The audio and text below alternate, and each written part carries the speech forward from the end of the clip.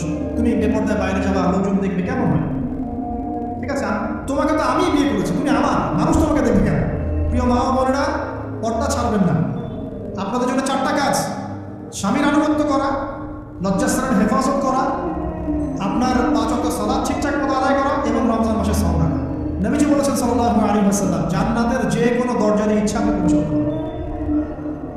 আপনার জন্য সহজ। আর স্বামীর আনুগত্য বলতে আমি বুঝাইনি স্বামীর দাসত্ব করতে হবে, এটা বলিনি। এখনকার কিছু ফ্যামিলিস্ট মেয়ে আছে, ওরা আনুগত্য শব্দ মনে হয় যে দাসত্ব মনে হয়। আনুগত্য দাসত্ব এক জিনিস না। আনুগত্য কি? স্বামী কোরআন সুন্নাহর অনুকূলে কোনো কথা বলেছে, আপনি মানবেন।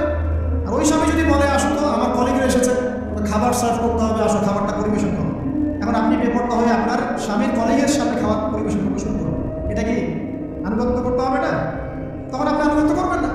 সিম্পল, কোরআন সুন্নাহর অনুগত্য কাজে আপনি স্বামীর আনুগত্য করবেন, বিপরীতে গেলে আপনি করবেন। স্বামীর আনুগত্য মানে স্বামীর দাসত্ব নয়।